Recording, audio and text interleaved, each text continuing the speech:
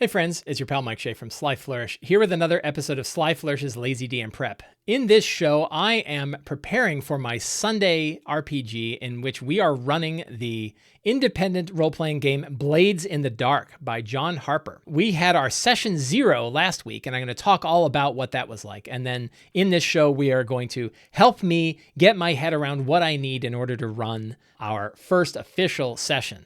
So I was very nervous about running Blades in the Dark last week, and I feel like I was right to be nervous because it is a very different kind of game. I am familiar with a lot of different RPGs, right? I play a lot of D&D, obviously, but I play a lot of games. I play Numenera, I play 13th Age, I play Fate, I play Dungeon World, Apocalypse World. I play Shadow the Demon Lord, some story-focused games like Fate and Dungeon World, and some very mechanical games like 13th Age and 5th Edition and 4th Edition and so on.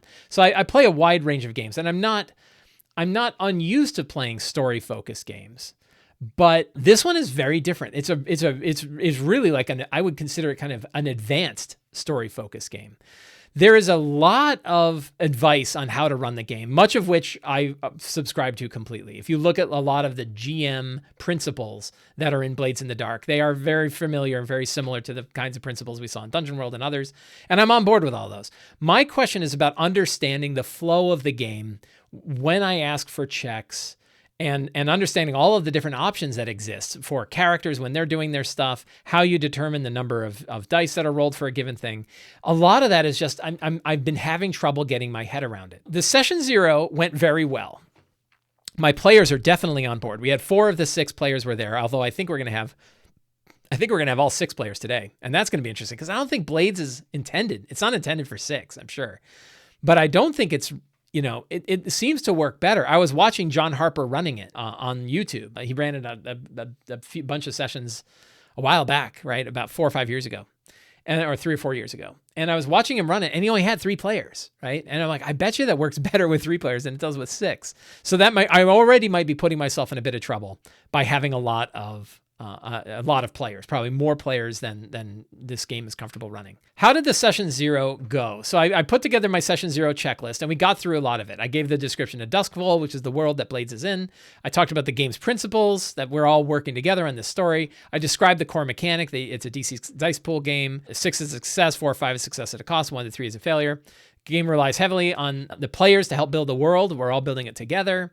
And includes flashbacks. We chose a crew. They decided to pick shadows. That worked well. They all chose a scoundrel. We'll talk about the characters in a minute. And then we started to embark on a score. And we only got as far as meeting the NPC that was hiring them for the job. And I'll talk about that.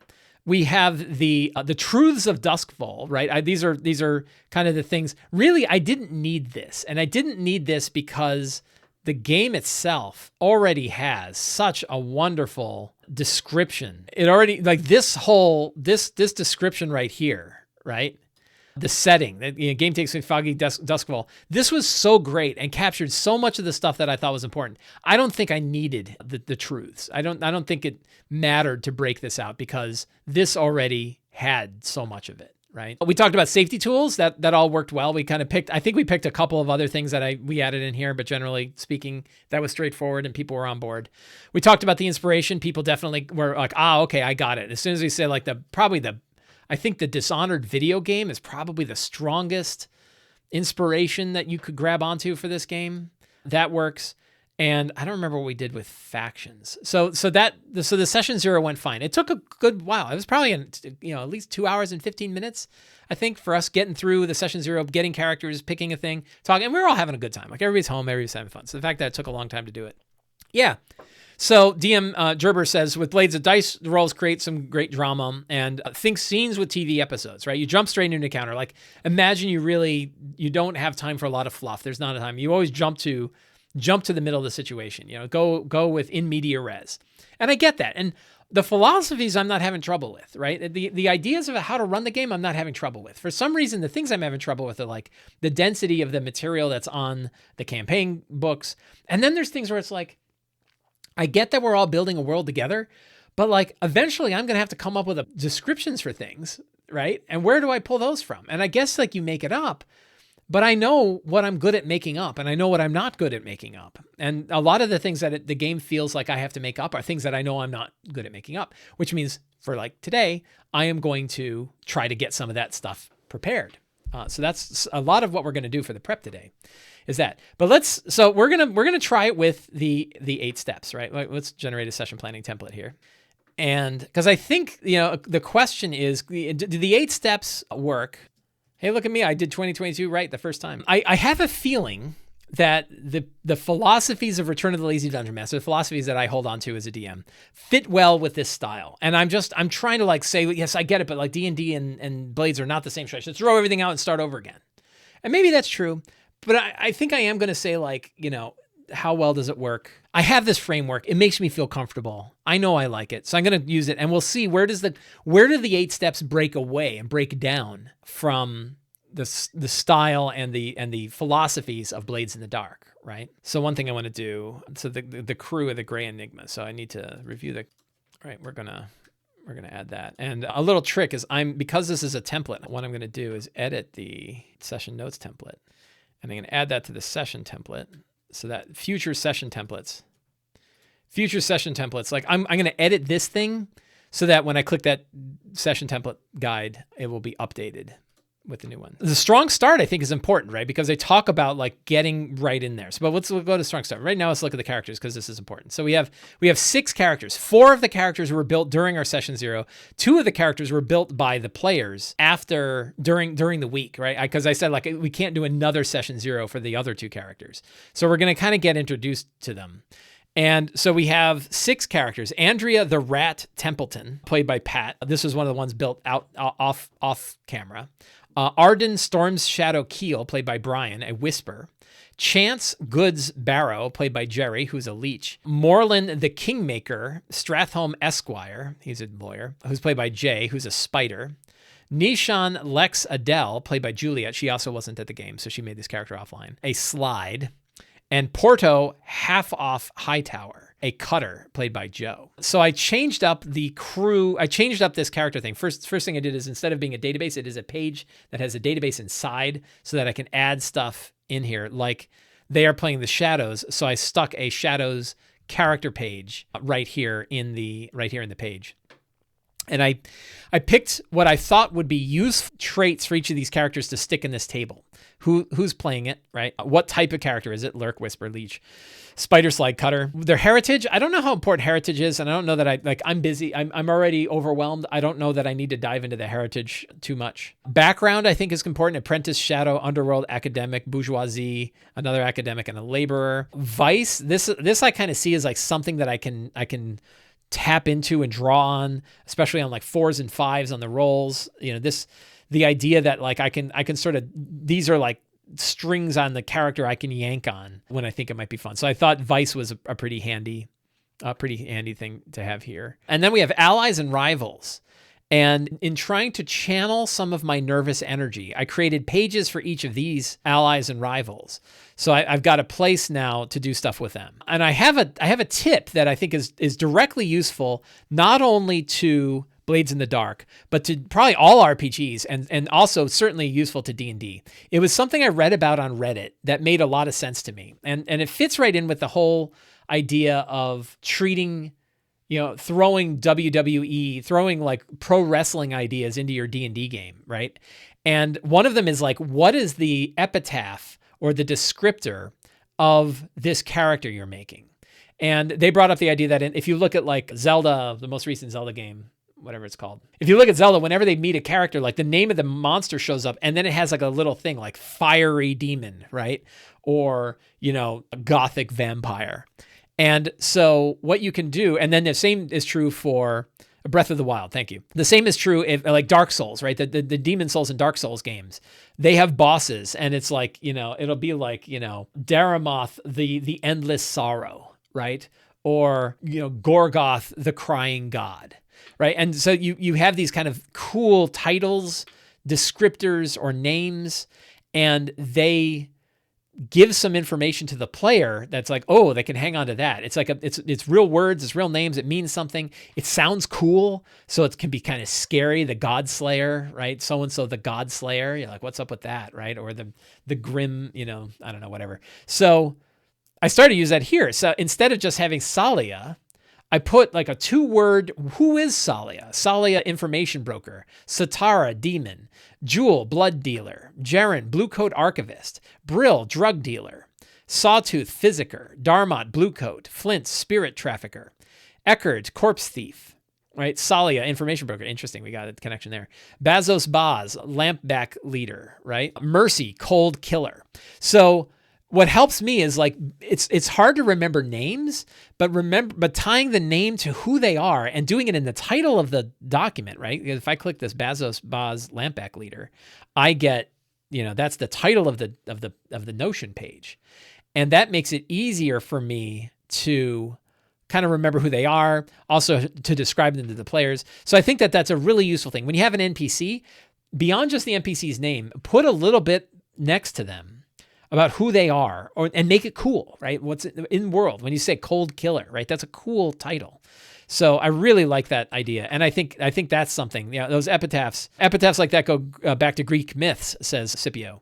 Yeah, I don't know. I'm not a historian, but I believe you, and I think that is a cool. It's just a great way to remind people who these are, and get them fired up about it and stuff like that. So it could be a lot of fun. I'm wondering if I can hide. Yeah, we're gonna hide heritage because I don't think I need it there. That way, it's still there. If I open up a page, heritage is still listed. I feel like that might be a fine idea for any game. I think so. I think that's a common thing that you could do basically anywhere, which is this idea of adding a little epitaph to someone's name. So those are the crew. We have Andrea the Rat, Arden Storm's Shadow, Chance Goods Barrow, Morland the Kingmaker, Nishan Lex Adele, Porto Half-Off Hightower. Just beginning to learn who the characters are. I don't even think all of the players got a chance to do anything with their characters yet. And all that happened is they met Bazos Baz, the lampback leader.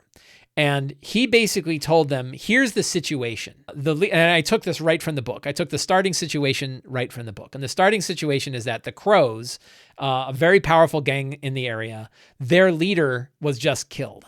And they believe that the leader of the Crows, and I think I have these, I created faction pages, and then I just copied and pasted stuff right out of the Crows.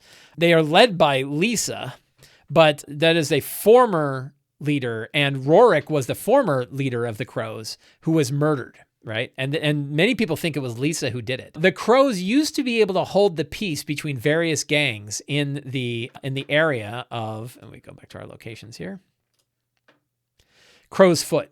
Do you tell the players the epitaphs you've created for them, or are the epitaphs just for you to remember them?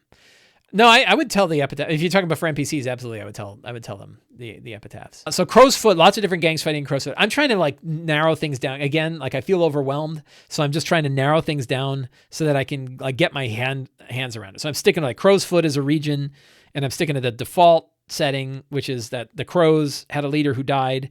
Now the Crows used to be keeping the peace between the major gangs, but now because the leader's dead, the Crows have become sort of insular, which means now these smaller gangs are fighting, including the Lampbacks and the Red Sashes are two gangs that are fighting each other. So we have 3 factions currently, right? We have the Lampbacks, we have the Red Sashes, and we have the Crows. And I just grabbed the stuff right out of the book and threw it in my Notion page so that I have it on their leader. Malera Clev is a Red Sash leader, right, who isn't tied to anybody. And we have the Lampbacks, who are led by Bazos Baz, right? And then the Crows themselves. And I threw 2 jobs in front of the characters that they could take. Job 1 is that Lisa from the Crows had an object that she was very eager to keep out of people's hands and to keep protected, that she was hiding somewhere in Crow's Foot. And Bazos Baz believed it would be useful if we had that in hand. I don't want to send people directly because I'm not going to war with the Crows, but it'd be great if we could figure out what that thing was and maybe get a hold of it. That might give us some leverage in this whole war that's going on here. We could figure out what to do with it, right? And I'm playing very open. I didn't know exactly what it was. I was like, is it the soul of the... My idea was it might be the captured ghost of the previous leader. I thought that was pretty cool, but we'll see. It doesn't matter because they didn't, I banged the mic again. It didn't matter because they didn't pick that one. They were like, we don't want to go up against the crows. The crows sound badass. We're not going to do that. We want the other one. The other one was, hey, you know what we can do? This is a very straightforward heist. The red sashes have a war chest full of money that they've been using to hire mercenaries. We the lampbacks, if you're allying with the lampbacks, we can get a hold of that war chest. That will pull the oxygen away from the red sashes. They won't be able to maintain themselves if they don't have the money. So we'd like to go find out where it is and go get it. And like, okay, very, very cool, straightforward situation, right? And that's basically, so we had, where I got lost was like, I met with Bezos Boz. I hadn't really thought about him and who he was and what he looked like or anything like that. So I didn't have any good descriptions to give for him. I just said he was a big brutish guy. And the players kind of didn't know what to do with it. So they're doing weird stuff too. And I was like, at one point, one of the characters did something that was like, I thought Bezos Boz would not like, right? And I was like, do I roll for that? So I said, like, I kind of want to do a roll because I just want to see what it's like. So I think thinking back, what I should have said was, what is your intended goal here? What do you hope to have happen in this interaction you're going to do? What do you want to have happen? And they can describe that. And then I could figure out, okay, how likely is that to happen? That's the two angles. I forget what they're called. Somebody remind me what the two ways you look at a difficulty check, right? Which is essentially like, how easy is this situation to do and how much of an impact is it going to have, right? And what they want to have accomplish, that's where you decide like how much impact it's going to have. Is that a big thing that they're trying to do or a small thing that they're trying to do? Position and effect. Thank you so much. So for position, it's like, how hard or easy is this to accomplish? And effect is, how big of an effect is it going to have? It's almost like advantage versus disadvantage. What's the cost benefit, right, of this? And so, so I looked at it and I said, I think you're chapping Bezos Boz's ass, and I think he might come over and punch you in the face, right? And so, we tried to do a roll, and I think he did a roll, but it's clumsy, right? And that whole situation is clumsy because I'm not getting used to it, and I gotta give myself permission to be clumsy, right? It's a brand new game. We're just figuring it out. No one has played. None of the players in here have played, but it kind of worked out. But I think like, okay, I want to now jump past. And I want to grab this idea of in media res. And I think a way to do this, so I have a bunch of things that I want to kind of fill out, right? Of things that I want to understand. And that's that strong start. And I think it will be fun. Default to risky / standard, right? Yeah. I think it'll be fun. They've met Bezos Boz. And I think it would be fun if they ran into some cutthroats, some red sash cutthroats, right? And they're probably led by an actual swords person. And I think a fun bit would be if this person is royalty, right? So now there's like a challenge of like, they're going to give a bunch of crap to them. You're like, hey, we saw you coming out of Bezos Boz's place, right? Like, and then the red sash cutthroats are like, maybe we just need to cut these, kill these people right now. And they're mostly a bunch of like hired cutthroats. They're not skilled, right? The red sashes have like a big training academy, but like they've been hiring so many people, and this may be a secret and clue, right? If we're gonna use secrets and clues, the red sashes have been hiring like crazy, which means not everybody's very good or very loyal. Another thing with the red sashes is that many trained red sash swords people have connections to nobility. It's like karate camp, right? It's like rich people sending their kids to karate camp. So that's kind of the situation. I don't know if it matters how many. I could do a countdown clock for this, I think, right? And my countdown clock could be that there are 8. I know that one thing that people have said, I've read a lot about it over the past week, and people have said, like, don't treat a countdown clock like hit points, right? And maybe 8 on the, so maybe instead the countdown clock is a 4-banger that is like the morale, that represents the morale of the red sash cutthroats. That could be, that could be one way to kind of like we'll toy with some of the mechanics of the countdown clock and stuff like that. Scenes, well, yeah, I don't know whether we're going to worry about scenes yet, but encounter with the red sashes. And I know there's not really encounters, so forgive me for using the word encounters for the Blades purists, but it's just like that. It's that starting scene, right? Like, we're doing it like a TV show, right? We're going to do it like a 1 hour TV show, fun drama, like an episode of Peaky Blinders. That's scene one. They need to find the safe house where the money is being stored and get the money and return to Baz. Maybe that's the way it goes. It might not go that way. They might decide, you know what? We changed our minds. We're gonna work with the red sashes to take down the lampbacks. All right. That's certainly a way to go. And then there's like, what are all of the ways that they're going to go about this? Well, that's what we're going to find out in play, right? Those are the things that we find out in play. So NPCs. So who are we probably want to have some fun NPCs here, right? And I think that this kind of generating a handful of NPCs is probably not a bad way to go. Is there a Blades in the Dark name generator, right? Let's make her a woman. Sabrina Tevalon, right? That's pretty good. She is a noble from a family of Leviathan hunt. Third child, right? Off to karate camp. She's probably 20 years old. All right, I like that. So who else do we have? We probably have like who's in charge. So this is where I kind of get lost, right? Because I hear that like, well, Blades is very low prep. And I guess I could be like, ask the players, like, well, who do you think is in charge of the safe house, right? But I kind of like having some solidity to what's going on in the story. And the idea, like I like to think of is, okay, so the red sashes, they have a big war chest. They know that they have to move it. And this could be a secret, right? Right? The red sashes move their war chest every few days to avoid red sashes move their war chest every few days to avoid it getting identified and stolen. That works. Camp Backstab says, suggest leaving some named NPCs open, let players define who they are. Sure, yeah, absolutely. So you can use a clock as hit points, but treating it like your mob pool. Yeah, right. I think using like as a mob pool is good. I think 8's probably too many. I don't want to sit there rolling over and over and over again for this first scene. We won't get anywhere. So the idea of like you're shaking the morale of this low rent group of cutthroats, and a 4-clocker feels right, a 4-banger. That move would be quite the process, likely.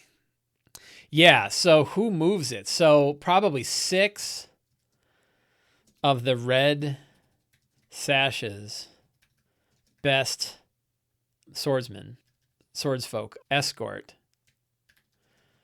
the stash when it's on the move.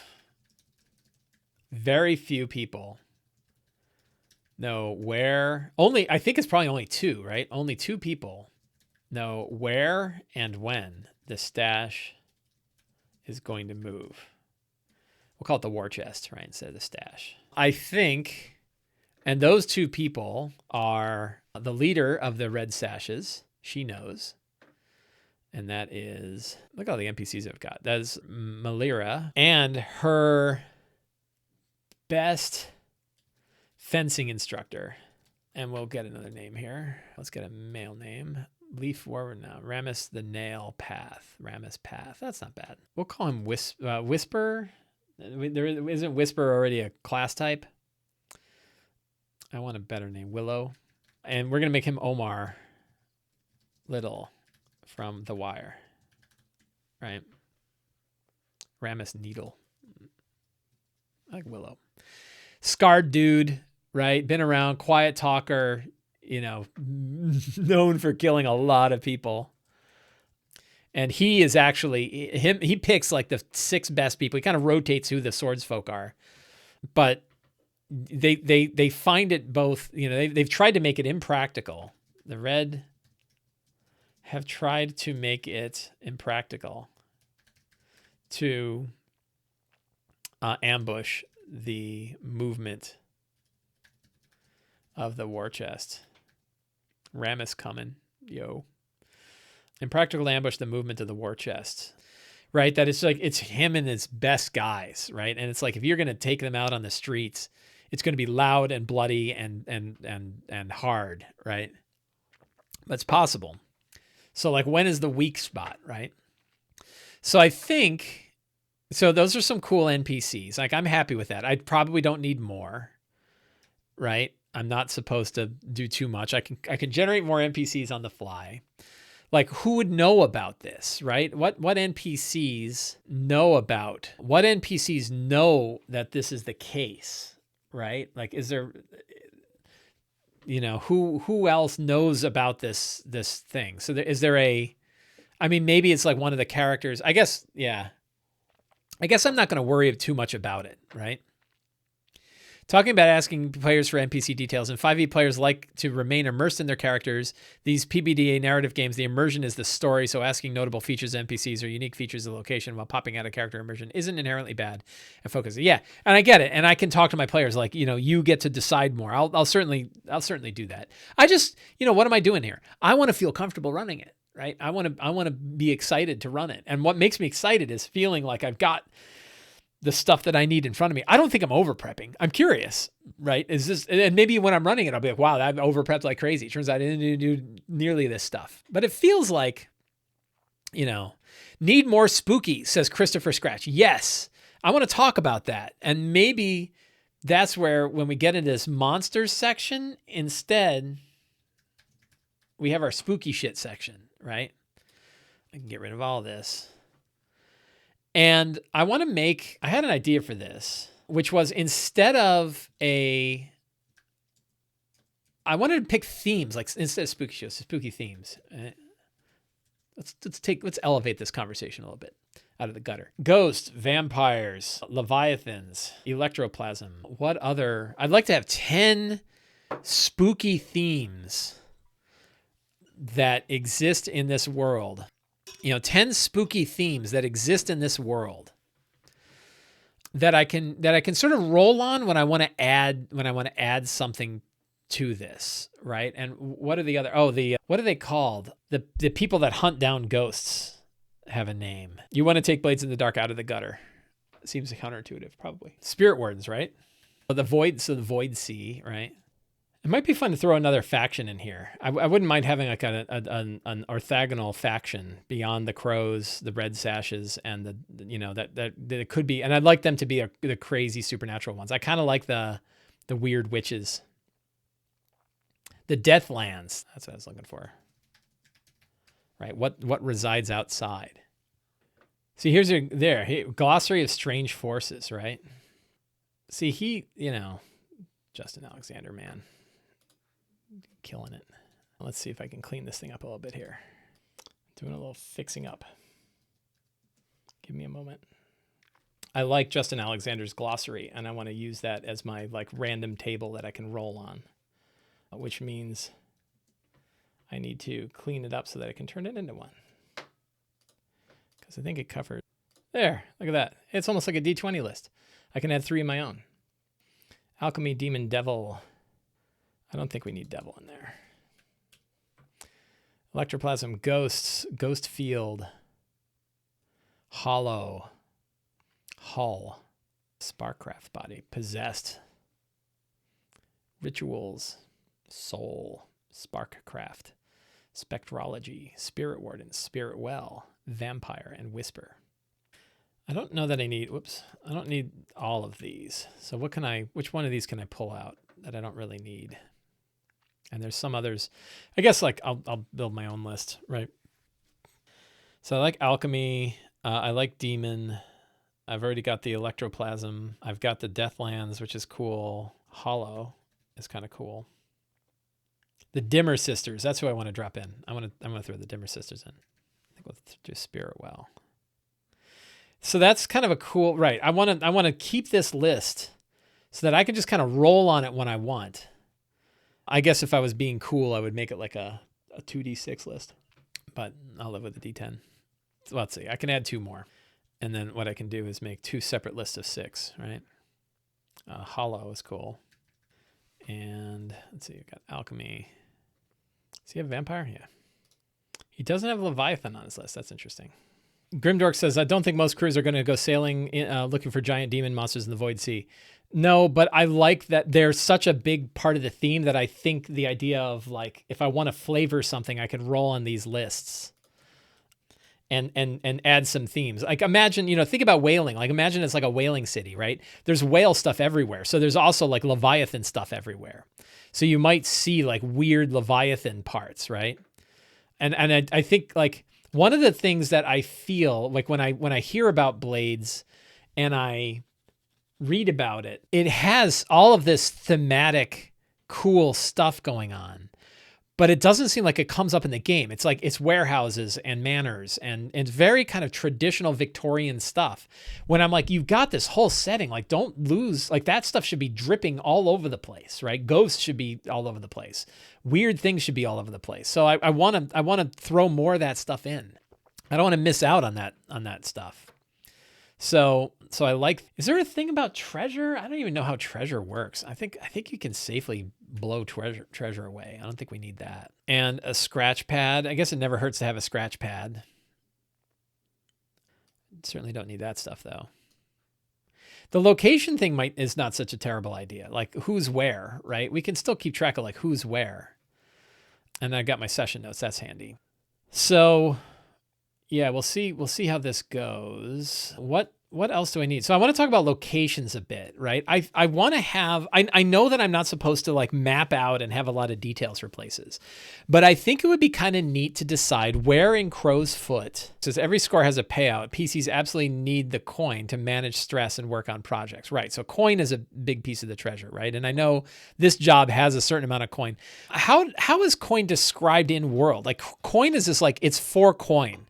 What does that mean?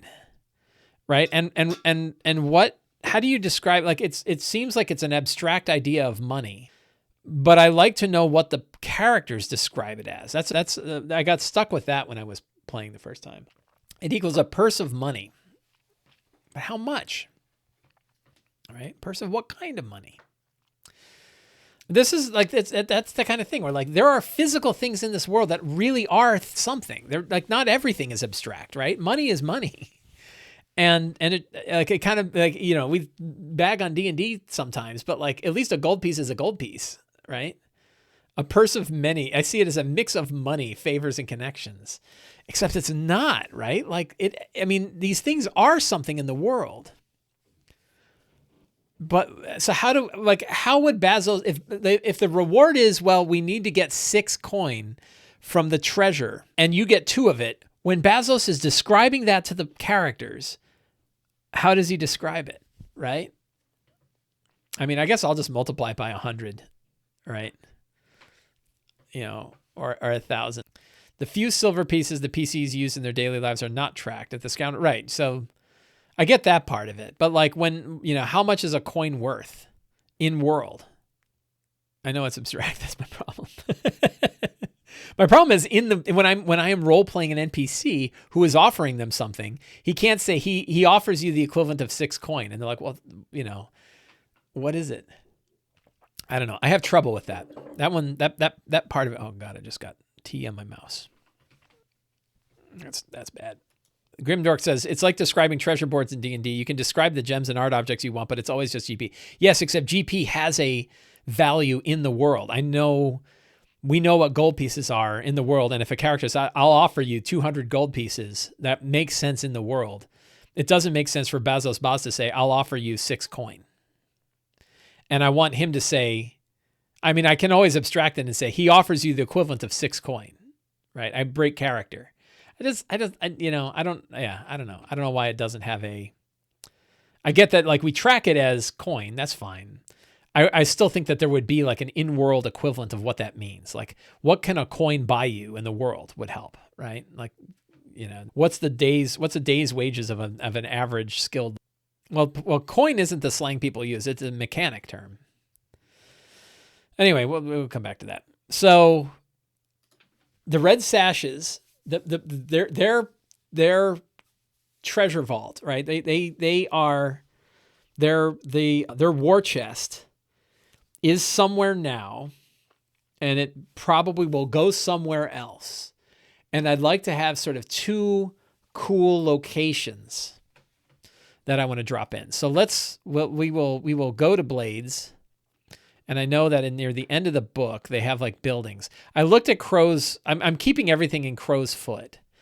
And they have the Strathmel House, Lost Children of the Orphanage. That's kind of cool, right?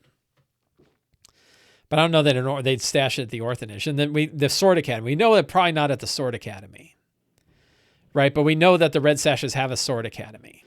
So that's certainly a location. Let's go down to their list of other buildings, though. They do have some cool, like, names here. Buildings. Why don't we roll and see what we get? Get my 6s out. So a 3 and a 3. I'm going to do a rare one. A distillery. So could it be and let's do a distillery, but then let's roll on my spooky theme chart, right? 6 and a 1. Deathlands Distillery. What would that be like? What from the Deathlands might flavor this distillery? Maybe I don't have a Blades in the Dark shirt. Sorry. Maybe while the Leviathans. So this could be while most electroplasm comes from Leviathans, some try to draw it from the spirits, from the ghosts and demons of the Deathlands with limited effect. It's corrupted. So the Deathlands Distillery, right? Corrupted electroplasm. We have collected. So I think that the whole idea of like aspects that I've talked about in Return, I think that works really well here, where like I'm not going to map out the Deathlands Distillery, but I am going to throw some aspects in here that kind of get my imagination and the imagination of my players going. So we have corrupted ectoplasm. We have rusted, let's see, hulking machinery. And we have corrupted ectoplasm vats, right? We have rusted hulking machinery. And I want to have like this, where the corrupted, where the remnants go, right? The sewage, right? Festering sewage, the festering runoff, right? Deathlands runoff, right? So that like, if you imagine it like in this building, you have these old vats. So this place probably hasn't been used in some time, right? It hasn't been used in some time. And so there's these like some of the vats are broken and some of it doesn't work. Some of the machinery is still sparking, but nobody goes near it. And, you know, the kind of electroplasm they were ever able to pull out of this stuff never was very good compared to what they're getting from the Leviathan, the much cleaner, quote unquote, cleaner stuff they're getting from the Leviathans out in the sea. But it's still there. And the machinery, it's been abandoned, which is why the Red Sashes like it as a place. So I think that's a cool one. See, I like that. So I'm good with that. So now let's do the other place. My purple will be the vertical. 4 and 1. Theater. That's cool. All right. What about this theater? Is there let's see if there's a spooky theme. It is a ghost theater racked with ghosts, right? Ghost theater. Theaters have ghosts. It's the law. I could actually steal quite a bit. I have the theater of the mind. Ooh, what if we call it that, right? And I can steal a lot of this right from fantastic locations. Right? That's the wrong one. Right? So I have this kind of cool, creepy theater. And I don't have maps, right? People were saying, like, why don't you have maps of fantastic locations? Well, maybe this works great. So I'll keep this theater handy as a place, and that it's got like a lot going on here. And there's definitely ghosts, and there's kind of cool places. It's probably a little bit too filled out for a Blades in the Dark, but it's got. We'll grab some aspects here. So main aspects are like ancient theater below, which I always love, haunted dressing rooms, and what else? What other kind of cool aspect could we find? A huge platform, right? Elevated platform. Yeah. So now I got a couple locations. I don't know if I need more. Like that's probably, again, this is supposed to be prep light, right? So I should not have to do too much. But that gives me that gives me a couple of places with some interesting things. This is why there's a reason why fantastic locations are a prep step in return. And that's because it takes me more time. You saw it, how long it took me to come up with these, right? It takes me a little bit more time to come up with these than it does, than I feel like I would be comfortable coming up with at the game, which is why I want to have some things. So I don't need a lot, but I feel like I need some stuff. So this idea feels pretty good to me. How do I feel? Well, so I'm still really nervous, right? Again, different game. Today's going to be my first real game. And we're going to see kind of how it goes. In the last few minutes of today's show, is there anything else I would like to fill out? So for those of you who are familiar with Blades in the Dark, you've watched me now prep for the last 56 minutes. Where else can I put 4 minutes of time that's going to make the game smoother? Right? Like I don't have a lot of time left. I'm out of tea. So where can what am I missing? Right? What should I be doing? I'm almost certain people feel like I'm doing too much, that I'm spending too much time prepping things that are meant to be much more open-ended. Oh yeah. So one of them is like, we were talking about what the costly successes and devil's bargains could be, right? I don't know that you really prep those. Let's come up with 6, right? We'll do 6. What are some costly successes? So obviously alert the blue coats, stir up a rival faction, could be one, awaken a ghost, alert a spirit warden. What else? Zap says, resetting your mindset. Blades asks everyone at the table to break into meta conversations. That's a hiccup when you speak about coin. Yeah, I get it. I feel like we're still trying to create a world and there are physical solid things in this world like coins. What are those, right? So I get it. Devil's bargains are often related to trigger a vice, right? Would that be part of reviewing the characters? What would each character feel to be a hard choice to make? Yeah, that's a good question. Did you focus on your players in the first step? Look at their vices and think about the bargains you might want to push. That's a good point. Yeah. What are the bargains? We can look at them. So Andrea the Rat Templeton likes to sneak in and mingle with the rich. So hang up could be that Andrea gets identified by one of the rich people from the red sashes. Because they're like, didn't I see you before? But you were different then, right? Arden Storm Shadow believes in the occult and has faith as a vice. So might be more precluded to aid a ghost getting chased or hidden by a spirit warden, right? Would be one there. Chance Goods is weird and collects fingers. That could certainly make people, you could have the wrong finger, the wrong person. He did when he had Bazos Baz. He was collecting fingers and he'd be like, look, yeah, it was creepy stuff. Moreland the Kingmaker is obligation to the orphanage, right? So that could be cool. And the orphanage, I think, like some of the red sashes could be orphans. So we could hang on that. Nishan Lex Abdel likes to seek oblivion through drugs. You could always have, that's an easy one. Right, you get the DTs. Porto Half Off Hightower likes to seek out the fighting pits, so might have run into somebody that to whom they did dirty in the fighting pits. So I think that believes in the occult is maybe not a vice, but like is maybe not believes in the occult, but like is drawn to the occult, right? I think that works. So that makes sense. So triggering a vice. What is another kind of costly success or devil's bargain? And again, I one thing I saw from the one that John Harper ran is you ask the players too, like what or other people, what do the rest of you think? Like one cool thing is like I got a group full of DMs, right? And so it should be pretty easy for them to kind of fall into DM mode and start to answer some of these questions. Awaken a vampire, get the attention of a vampire.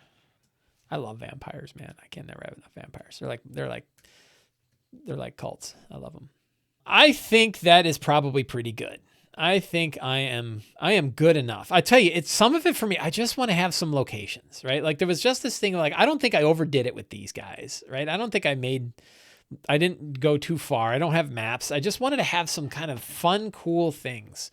And I kind of get that, like, that's sort of, that's not quite how this game operates, but I don't want a warehouse, man. Like warehouses are boring. They said it was like a coal warehouse. I'm like, coal warehouse? Why isn't it a Leviathan blood warehouse? Like you got this fantasy world. Let's do some fantasy. So yeah, and I'm 3 secrets shy, but that's fine, right? So we'll see. We'll see how it goes. It's very interesting. Today will be the first time we play an entire game through, so we'll see how that goes. And next week, I'll let you know, and I'll let you know what our plans are. I don't know how often I'm going to run this, or how long we're going to keep this. I'll probably talk to the players about it. I figure 3 or 4 sessions. And then I want to dive into some Numenera. I'm very excited for Numenera, so we will see. Awesome. Thank you all for hanging out with me today. Always a great pleasure. And I hope you enjoyed the show. If you did, you can help me out by subscribing to the Sly Flourish newsletter, supporting me directly on Patreon, picking up any of my books, or subscribing to my videos on YouTube. So thank you all very much. Have a great day. Have a great week. And get out there and play your favorite RPG of choice. Take care.